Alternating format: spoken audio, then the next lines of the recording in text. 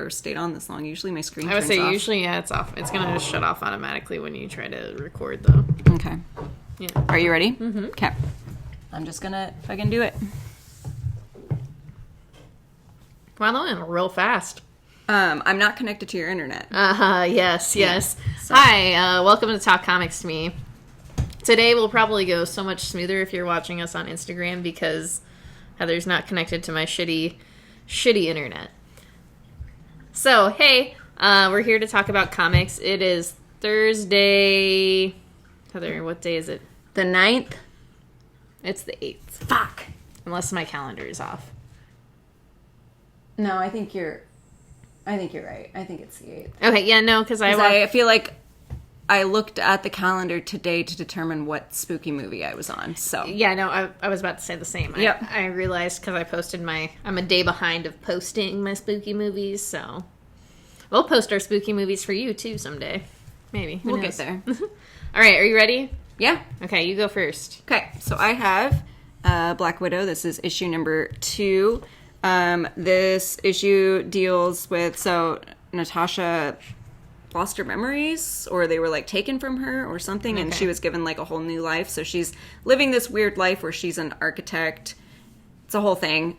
Clint and Bucky find her, and they're trying to figure out like what happened. And Natasha keeps doing all these weird things that she doesn't understand. Like she can fight. She knows how to fight. Like she builds a bomb and it's just like, what the fuck did I just do? So there is something bigger at work here. There's a reason why she loses all of her shit and how she's going to get them back. I don't know. But it's fun. I haven't done that in a while. I don't know. There's just a really... I don't know, they're doing recon, Clint and Bucky are, and they're both, like, pretty bad at it because they just keep talking. But it's, I don't know, it's interesting. I like the dynamic of the characters. I think it's really good. I like it. Okay. That's all. All right, so first I have Getting It Together. This is a number 1. This has a large team, Sina Grace, Omar I'm going to say that, Spahi. I keep trying to mix those. Spahi, Jenny D. Fine, and Strebel. So, a large team. They all did it. It's a big one. It's a big one. Well, it's about a big team. It is about a big team. But yeah, this is about just like growing up in your early 20s. It starts off with the main character talking to his friend Sam, who has just gone through this just like terrible breakup, and it happens to be that he is broken up with his friend's sister, and his sister is also his roommate. I think I read a little bit of that. Yeah, Did we get a preview for it? Because somehow I read like the first couple pages. It might have been in previews. Yeah, it might have been in previews. I don't know. I enjoyed it. I think there was something that's like relatable to it as well, you know, just like that feeling of just like, oh, everything's over. But it also just has like that realness to it. Like all of the characters are just really, I don't know, human. So it's nice in that like sense. Yeah, real world problems. Real world problems, but also just like, I don't know, it's not it's not one of those things where it's like, okay, all of these characters are white, they're all straight. It's just like there's like that dynamic that's like real to it. So I want people to see my facial expressions. Okay. Is the dynamic between the friend group, is it realistic? realistic? Do this with you with the mask on. Okay. Is it realistic? Yeah. Like the way they interact and stuff? Yeah. Because I know sometimes when you're writing a large group like that, it's hard to get all of them right. No, like I said, it felt really, really, real. Okay. I don't know. You know, like me, this isn't a typical book I would probably pick up anyway. So, I don't think it would have been a first issue I would have enjoyed if, like, the characters weren't, like, realistic and, like, who, like, people I wouldn't, like, I could feel this. Like, I could be, like, this is, like, my life at some point. Like, these things didn't happen to me in this exact way, but, like, it's relatable in that sense. Okay. Good. Maybe I'll have to read it then. Yeah, I mean, at least, like, check... I'll let you borrow this first issue. I think it's, like, at least worth checking out. And I am excited to see, like, what happens with these characters and how they develop. And, you know, if it doesn't go well, then I just... Get rid of it. I just drop the book. But right now, I'm going to see what happens.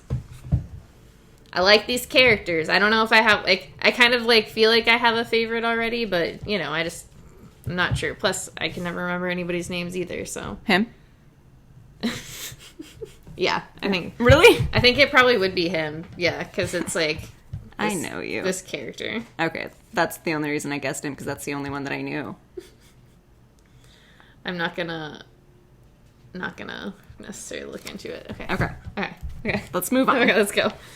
Next we have Neil Gaiman's Norse Mythology. This is issue number 1. So Neil Gaiman is writing all the words, and then there are several different artists on the stories themselves. So it's kind of like a little anthology over Norse mythology and the stories that are held within it. Yeah, isn't this like a direct from his actual Norse mythology book? Yeah. Okay. That's what I thought. I've never read that one because, you know, I've already discussed it before. I'm not going to go through it again. Yeah. It's fine. Yeah. But I actually enjoyed this. Yeah, I liked the dynamic of having all of the different, like, artists on the book because it changed the stories, like, to the way they're supposed to feel, too, as well. So, yeah, it was really enjoyable. I actually liked it more than I thought I would. Mm-hmm. I happen to love Norse mythology. Oh, if you do not know this about me, I enjoy it quite a bit. Huh. So I tend to pick up anything that has to do with it, really. And I mean, there's not really any way you can go wrong with it since the stories are all kind of the same. But, I don't know, people writing in different voices sometimes doesn't translate as well. But this was fine. I enjoyed it. As our local Norse mythology Kame guru. Not gonna do that. Okay. Call me professional. My professional Norse mythology friend. Professional Norse mythologist professor. Professor. Okay. I have Money Shot. This is issue number 9. This is about the group of scientists. They're on the planet. I still don't know how to pronounce it. Cockanair. Anyway, they ran off with I forgot you didn't say it last time. Yeah. They ran off with the emperor. I'm not sure if he's an emperor or a king. He's just royalty. He rules the planet. They ran off with his bomb. Well, he keeps calling it a... What the fuck does he keep calling it? I'm so sorry. Bulbs. They ran off with his bulbs. And they get away somehow with their little transmitter thing, but it doesn't have enough juice or whatever because it's powered by the people who are watching their live streams of them fucking, and since it got cut short, they just didn't have enough juice, so they end up on this planet, and they're like, hey, we need to get tons of views really fast. Let's think of something crazy. So they're like, hey, there's 2 aliens. One of them can shapeshift. Let's shapeshift into the president and pretend to have him fuck this centaur lady. And that gets them going. All right. I'm sure I've mentioned this from the previous issues. The president is just a big turd. Yes. He has some really funny lines, though, and I don't know if I'm supposed to, like, hate him or just hate him so much that I love him. But he said, a man hugged me, made me feel comfortable, complimented me for the first time in my life. So I called him daddy, and he's crying. So yeah, there was that. That was pretty fun. It's like short and sweet day. I enjoyed all of my comics. I just don't really have too much to say because they're all like pretty far in, and I've talked about them enough. But I still love Money Shot. I still love the characters. I don't surprisingly care for many of the main scientists, but I just like all the things that they do and like the places that they go. All right. And the weird people that they meet. Like, I hate the president. You can quote me on that. But I'll tolerate him in comic book form, especially if he's funny, too. All right, so I have Dreaming Waking Hour. This is issue number 3. Lindy is in the dreaming. Ruin is trying to get her out. This particular issue is like, it's really, really solid. I mean, I love every single one of these issues, but Lindy is basically just like losing it in the Shakespeare world, and the art just does like a really great job of just showing. Oh my god, it's so good. Yeah, showing everything that's going on. Yeah, I can't recommend this like story enough, even if you are unfamiliar with like the Sandman universe and these particular characters. This makes it really easy to just kind of jump in and kind of figure it out. I might have to pick it up in trade. Yeah, it's a lot of fun. And like I said, the art is beautiful. I really, like, I love I love Ruin, and I really do love Lindy. Like, this issue starts out with, like, her doing a monologue or a soliloquy, I guess, of, like, her, like, what has happened to her and how, like, her baby was born and all of these things and, like, how she is feeling at this exact moment. And I don't know. It's done really well. It's done really well. It's pretty great. Yeah. It's a good team on it. Yeah, it is a really solid team. I don't know why I didn't pick it up. Yeah, because you know how much I love Nick Robles. I know. That's why I am shocked. I am absolutely shocked, but it is... I'm glad I did it. Yeah. I'm just going to get it in trade, and I'm going to enjoy it all at once. And then I'm going to tweet him for hours when I finish. Just like straight at him. Just pictures of me just holding it and like, hey, pay attention to me. I read it. Applaud me. That's all I want. Yeah, I get it. Post more Nightcrawler. Okay, so next we both have We Only Find Them When They're Dead. This is issue number 2. So this book has a moment because they say the title. Oh, I thought you were pointing to Patrick. I mean, hey Patrick, but also you point at the book and you're like, oh shit, because they say the title of the book. And I stopped pointing and I started doing that Michael Scott face. That's what I do when it happens. I literally stopped reading and I just like pointed at it with Chris and he was like, what are you doing? And I was like, it says it. But yeah, this, I really like, the art is so good in this book. It is, yeah, it's incredible. It's so stupid. It is just like, how is somebody this good at doing art and why are the colors so great? Anyway, the words are also pretty cool, right? Yeah, so let's talk about words for a moment. This story. So in case you weren't here for the first one, it is a story about a group of space humans. I don't know what you would call them. I don't know. I feel like they're kind of like pirates, but they're not space pirates. We'll just say space they're pirates. They're not like 100% pirates because like they're legal pirates, but right. they're still like scavenging off dead gods, so that's what they do. They scavenge from dead gods. And they turn in the meat and pieces and stuff for credits and money and stuff through the company that they pirate for. But the captain of this ship, I can never remember his name. It makes me feel terrible because he's such a great character. I feel like they say his name. I know, right? they do. But anyway, this kind of goes into, he realizes that they only find the gods when they're dead, and okay, yes, there it is. He wants to change that, so he wants to find a god that's still alive, and that could get them into a lot of trouble. So that's what they're doing. Yeah, this delves into George's past, and go ahead. His personality with his current people. Yeah, and he's actually really good to them.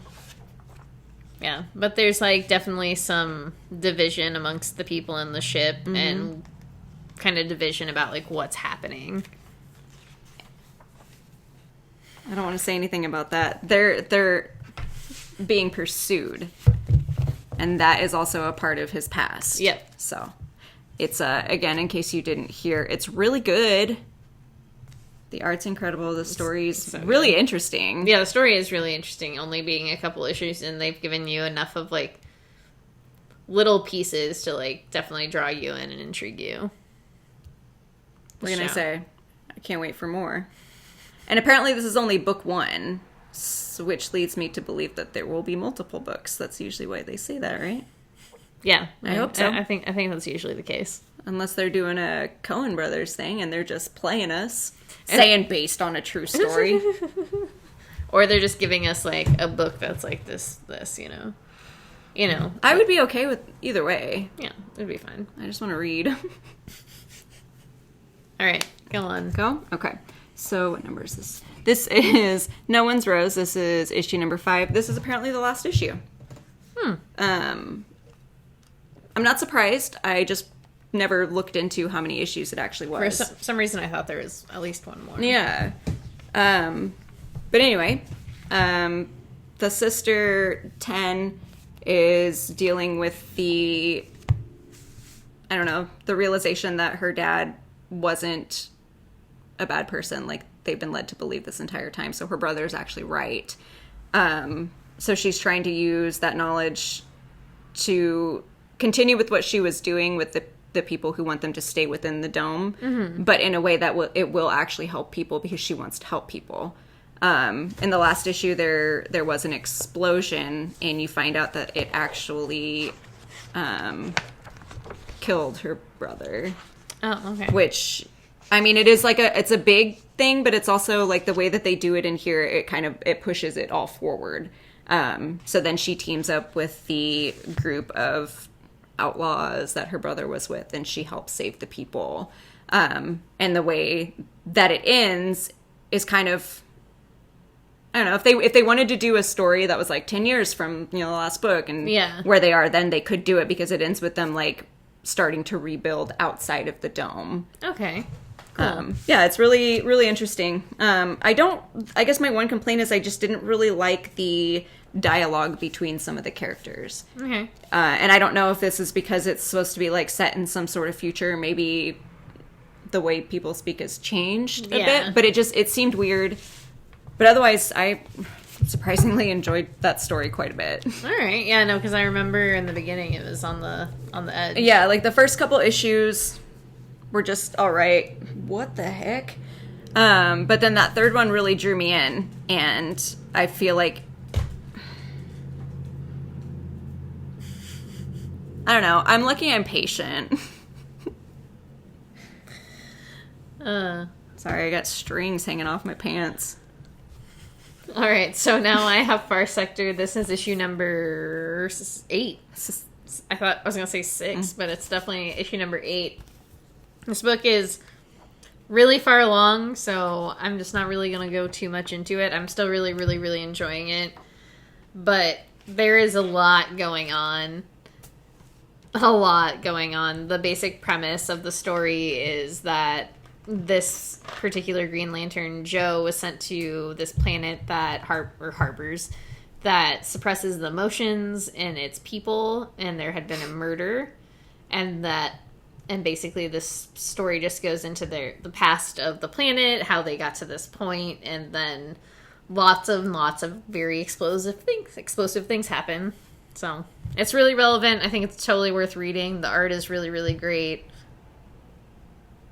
It's also a solid book overall. Okay. Do you know, is there a first trade of that out already? I actually don't know. I never asked. I'll have to look into that. Yeah. I mean, if nothing else, you can, pardon me, borrow my issues. But yeah, I have every issue I've really enjoyed. I wish that there hadn't been that, like, long COVID break, because it's just, every issue hits really well, and I just wish I could have had it, like, more cohesively. So, I mean, it'll be worth going back to read again. Is it a 12-issue series? Okay. I mean, unless maybe they let it go on, which would be really cool. I'd be down with that. There's so much you could do with it. Yeah, no, there really is, and, like, I'm really fascinated by this character, and I would like to see them, like, do more things. Who knows? So, maybe they will be able to. Yeah, I hope so. We don't know anybody who works at a comic shop. Sorry. Thanks, though, Patrick. Do you work at a comic book shop? Are you the one that works at the comic book shop? Can you tell us when Far Sector, if there's a Far Sector trade out? Go ahead and open Diamond and look that up for me, please. I'll give you the code if you need it. All right, so now we have Lonely Receiver. This is issue number 2. Number 2. This issue deals with our main character's breakup. And the Katrine deals with Katrine in the first issue. You got to know who she was, her emotional problems in relationships, and then this is her dealing with being broken up with and being left alone and not knowing if it's her fault or not. I loved it just because I thought this was very realistic, especially because it seems like very manic on some pages. Yeah, no, the art really fit with the cadence of the story, and I really did like those like background monologues where like she was just like talking to herself about everything that was happening. Mm-hmm. I was like really off-put by the guy's story about like him and his partner's like sex life. Yeah. And it was just, it was nice to see like how she reacted to that as well, because I was like, what in the fuck is happening right now? See, and I was too at first, but then I kind of questioned, she's in that place because she was looking for someone made specifically for her, so maybe that's just a normal thing that people talk about there. Yeah. But, you know, I don't know, I don't live in that world. I'd be like, stop talking about your dick, dude, I don't care. Yeah, like, please stop. I'm in a hospital gown. I just got broken up with. I have a tube shoved in my throat. Like, please stop. Yeah, there is something really relatable about, like, this particular issue and, like, the emotions of, like, breaking up with somebody and not feeling like you know, like, who you are anymore because of that. And I suppose in this case, even more so because you paid money, like, this person is supposed to be with you. Yeah. So it's just, like, how... And you find out that the way that they left, and it's just not normal. Yeah. So, yeah, it does cause her to kind of burrow deeper into this self-pitying hole that she has put herself into. Yeah, it's really interesting. Yeah. Like it a lot. Still 5 out of 5. 2 thumbs up. 6 popcorns. Go ahead. Okay. I have Thor. This is issue number 8. Thor comes back to Oklahoma, where our pal mechanic something or another, I cannot remember what his name is. I'm so sorry. I'm terrible with names. Adam. Is it? Forgive me. I just won't even try anymore. He picked up the hammer and he became Thor. So Thor, the number on the hammer was Tony Stark, so Tony Stark ends up getting called. There's like a nice, cute little fight between the two of them, and then Thor does really good for the man that got turned in. I don't know how to like explain it without giving it away, because I know it's setting something up. Mm-hmm. So I don't want to like give, maybe the details are crucial, but this new Thor, the Adam, the one from Oklahoma, I feel like this is going to be it for him. I kind of liked him. He was just a regular old man who's just like, I'm sorry, dude, I just picked up your hammer. I don't know what happened. And Thor's like, no, it's chill. You want to go fly? It's great. I love just going to fly. Yeah, that was like all he wanted to do. And Thor was like, yeah, okay, I'll do it. Like, let's fucking go. Teaches him how to fly with the hammer. And the dude's like, chill. See you later, dude. It was nice. That's kind of the kind of conversation that I would have with Thor, too. Also, let me see your brother.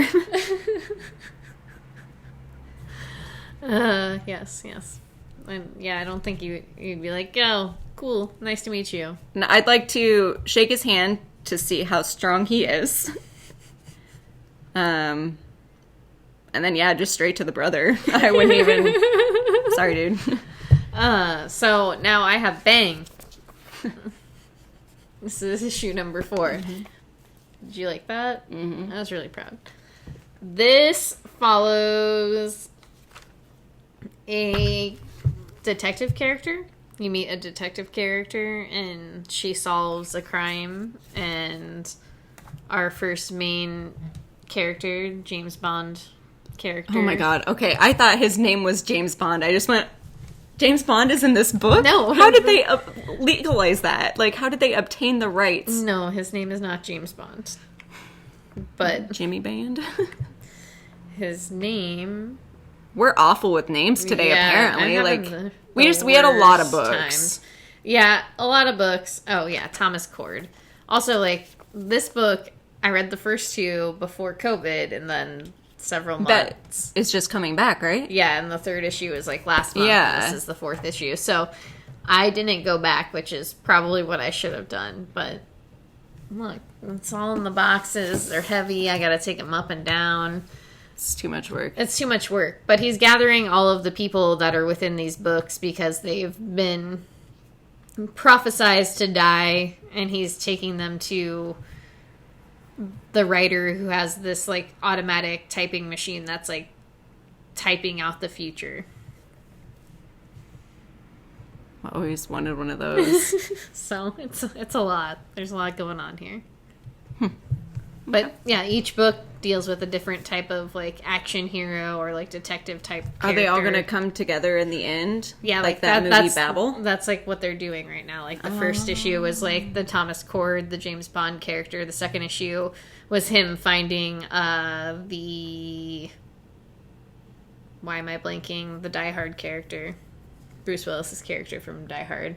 John McClane? Yes. And then the third character was just, like, this super spy lady. Nice. Did I get his name right? Yeah. Okay.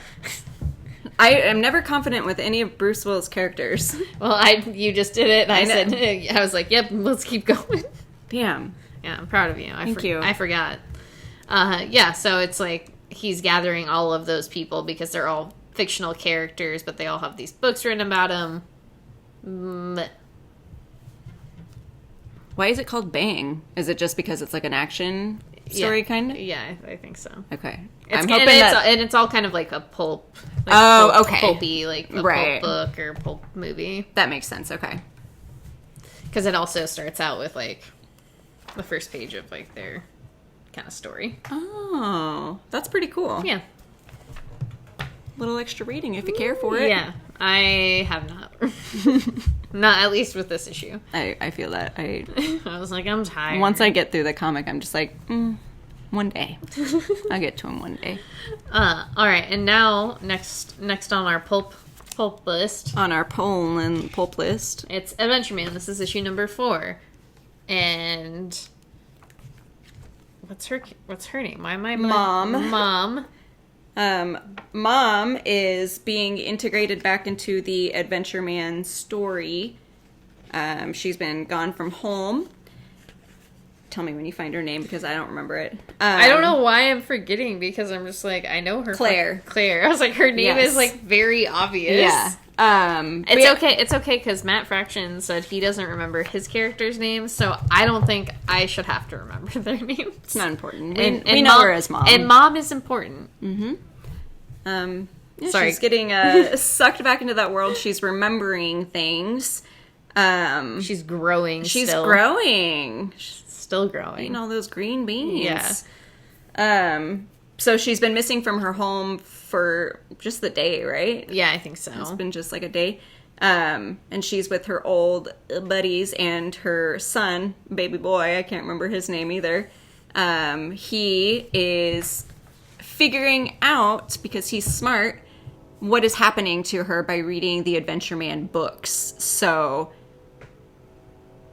that's pretty much it, and he thinks he found a way to find her so that they can bring her home, or at least like figure out what's going on with her. I thought it was like right up here, but Is it that's like fine. Adam or something? Jimbo. Baby boy. I know they yell at him at the table. They say, "Put your book down," or something. Yes, they do. They always yell at him. Tommy. It's a kid name. So at one point, do they become Thomas or Tom? Or do they just stay Tommy? That's weird to me. I will never call a grown man Tommy. Or like Bobby. You know, do you Robert or Bob? Fuck off. Yeah, I know Bobby. I know a Bobby too, and I hate it. You hate the Bobby, or you hate that he calls himself Bobby? I guess a little bit of both. All right, talk about your book. Okay. I have Deceased, Dead Planet. This is issue number 4 of 7. Hopefully the last part in this, what was supposed to be a 1-part series. We'll cross that bridge when we get to it. They figure out a way to get the anti-life equation out of Cyborg to heal everyone who has been injured and who hasn't been killed by this group of super people because they thought that's what you had to do.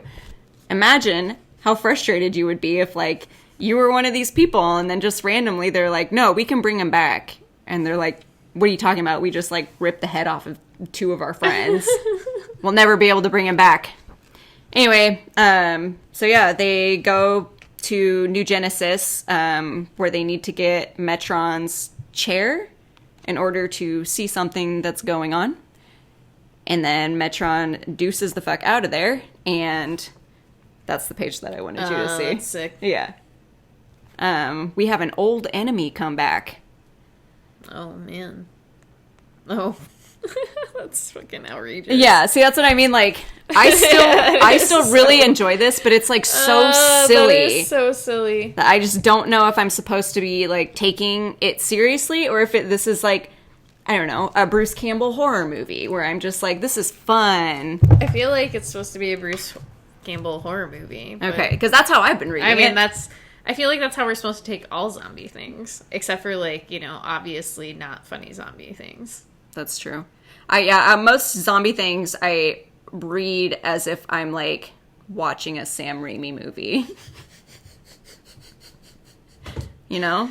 Yeah, I get what you're saying. It just makes it so much more fun. That's probably why I can continue reading them, because yeah, it's just fun for me. Yeah, and I had a fun time with that first, like, story arc, but I just couldn't do it again. Like, I just couldn't, like, handle it. And especially because it felt like the first story arc was so, like, I don't know, the first story arc felt like it was supposed to be serious, and I just, like, couldn't do it. Mm-hmm. That was my George Romero one.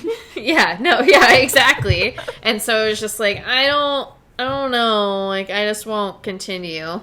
I'm not gonna lie, I enjoy these other series almost more because of that, because they are, like, more fun to read. Yeah. Whereas, like, that first, what was it, 3 issues? Yeah, I don't even It was remember. really short, I remember that, but yeah, no, I mean, there was that extra Good Day to Die one, too. So 4 technically. Yeah. And then the second one was 5, and then this one's 7. They're just, why are they doing this to me? But yeah, no, I still really enjoy it despite all the silliness, because some of the characters may look kind of funny, but there are certain pages that are just done really well. So yeah, that was it. Deceased. All right. Now I have Alien, the original screenplay. This is issue number 3. And they broke quarantine, let this man on the ship. Looks like he's fine. They're having dinner. They're having a nice family dinner before they're supposed to go to cryo sleep. And a fucking alien bursts out of his chest. Can you believe it? What? During a nice family dinner. During a nice family dinner. And they're all like, oh, fuck. Probably shouldn't have let this dude on the ship. It's a boat. It's a space boat. It's a space boat, yeah. But yeah, this is just that scene, plus the scene where they're trying to track down the alien and they find the cat instead. Nice. Speaking of, Chelsea Wolfe has been doing her own version of, like, Inktober, you know, since people aren't doing Inktober, but she doesn't draw, but she does, like, pictures. And she yesterday had redone the series of Sigourney Weaver and the pumpkin, and, like, her laying on the couch, and people loved it so much that she did Ripley and the cat today. Nice. I'll have to show it to you because it's actually really cool. All right, that is Alien, the original screenplay, issue number 3. Watch the movie if you haven't, and read the book if you haven't. Anyway, says the person. Decorum. This is issue number 5. Number 5. This issue just kind of goes into the years that Neha Nori sued. How did I remember that name and not Claire? Because we said that one, like, yesterday. Yeah, that's true.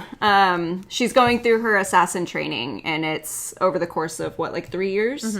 So it's, just going into each year and how she handles the certain subjects that they're learning. Yeah. Art's great. It's absurd how good it is. Story's still really interesting. Mm-hmm. And the dynamic of the story is, like, really, really interesting. Just, like, the serious tones of it, like, mixed along with the kind of, like, funny things that are happening as well. Yeah. I don't know why every time she lands on the ground, that's why I was laughing, because to me it looks like she's being, like, knocked out, like, into space. I didn't even realize that she was just being laid out flat on the ground. I thought she was, like, moving away. It's still funny. It's really good. Series. The series is really great, but if you do jump on, be prepared, because it is a little bit of a confusing ride. Yeah, it is kind of a lot to take on, especially because it's not... There's like 3 separate storylines, but they're not all in every issue. And they're not all taking place at the same time. Yeah. So you kind of have to, it's classic style. He just weaves the story, and you got to get it all at the end. You just gotta be able to read comics properly if you're gonna get into this thing, I guess. Thanks for the graphs, I guess. The maps and shit. That's my favorite part. Alright, so I caught up on Die, but I won't say anything. I read issues number 13 and issues number 14. And I did not. Let me tell you, got a little bit of brain scrambled, but I think this is, like, the best way to read Die is, like, multiple issues at a time. Maybe I should start doing that, or just taking notes. Regardless... You're not gonna take notes. No way. I mean, who the fuck knows? Who knows who I am anymore? I refuse to take I spent, notes. like, an hour organizing shit the other day.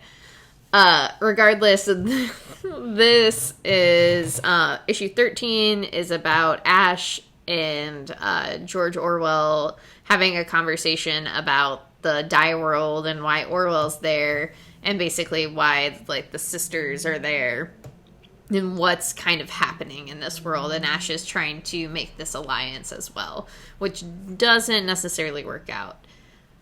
Then issue 14 kind of continues that stuff, and then also goes more into the war, like the war between Parasia and Angoria, I think. Oh, yeah, Angoria. Angora. And it's happening in Glasstown as the other group is coming into Glasstown to try and destroy some things. Stuff happens. Lots of stuff happens. I'm going to have to get caught up, because I do really love that series. I just, that issue we didn't get right away, so then when I got it, I just kind of forgot about it. Yeah, and I was going to try to read issue 13 that night that we got our comics, but I had a large stack like this week, and then since this issue is basically just a conversation between George Orwell and Ash, it is a lot. There are a lot of words going on here. I think that's why, because I remember taking the Damage home to read it, and then I think I opened it and was like, I can't do all these words right now, and that's why I didn't get around to it. But also, we'll have to come up with a cool idea, because there's a contest where you can make an original character and maybe get drawn into Die and also be murdered. I'm gonna be a little green elf. I thought Horowitz. I thought we could just, like, merge people, like, be one person, like, wear a big shirt.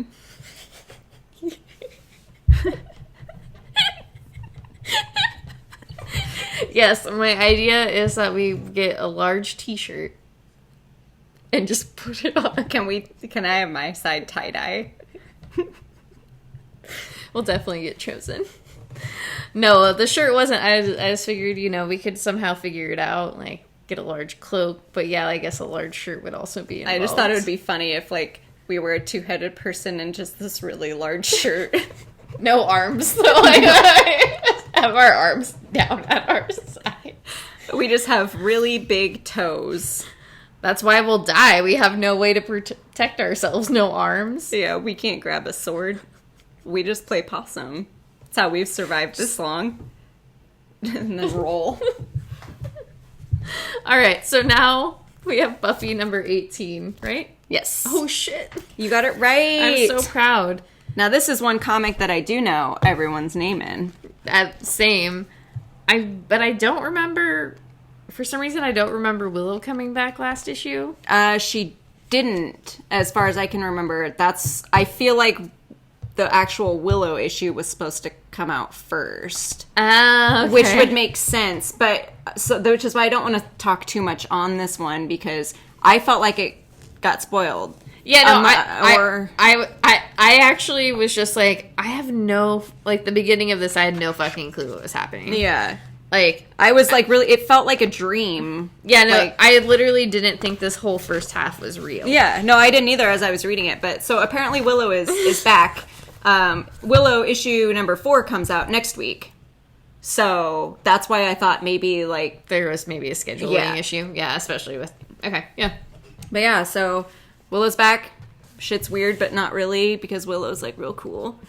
And Xander's a huge ding-dong.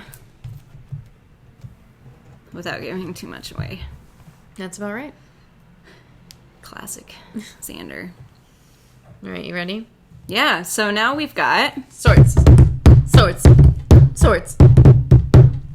Figured we'd change it up every now and then. This is Swords. This is issue number 3. So this is Wolverine, issue number 6.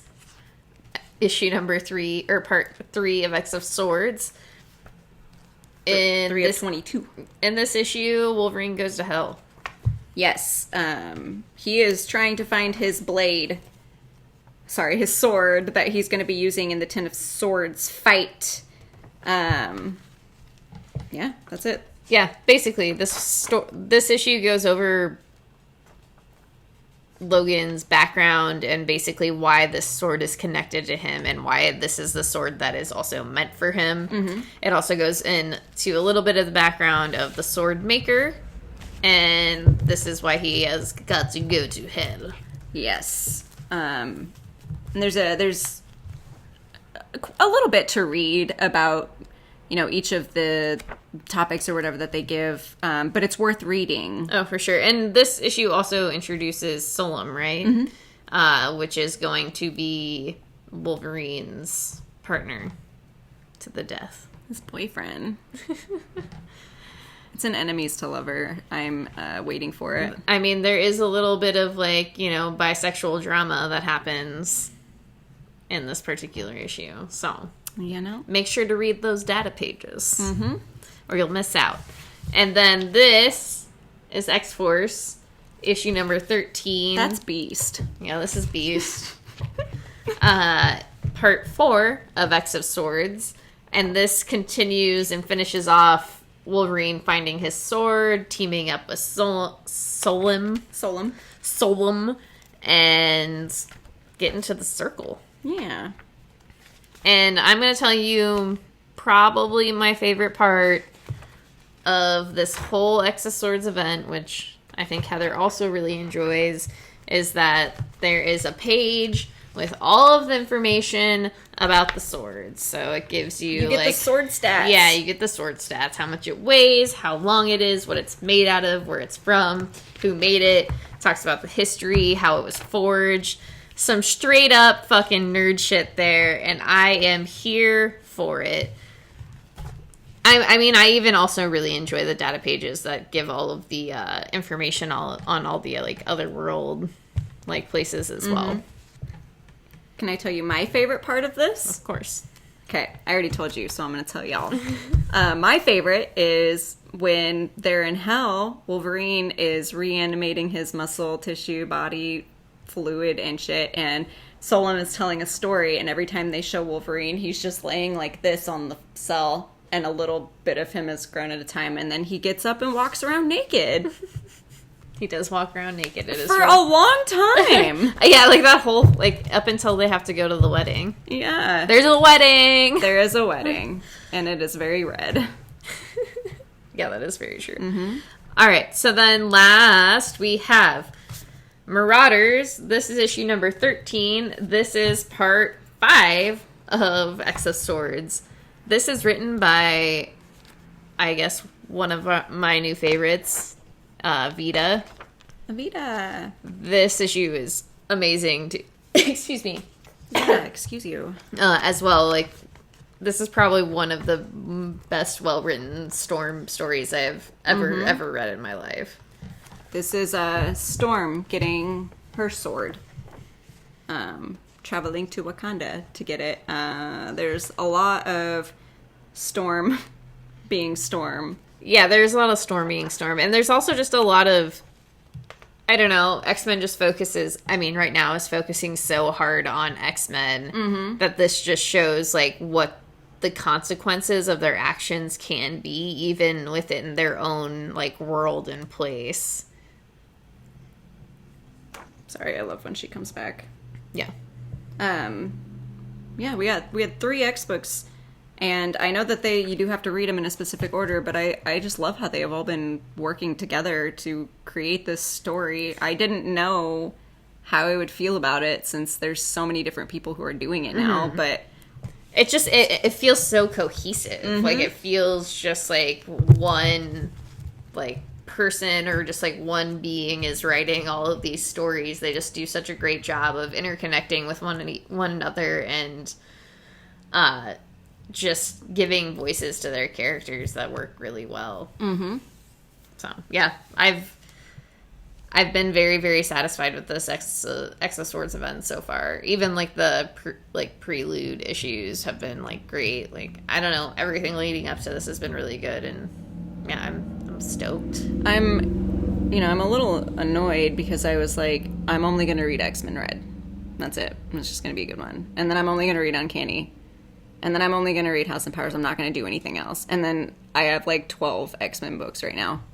Yeah, I mean, I wasn't reading any X-Men books. I didn't want to read House and Powers. I didn't want to buy House and Powers. I was going to read it off the wall. Yeah, no, I straight up like ignored it until it came out. And then I read that first issue of House and I was like, damn it, this is really good.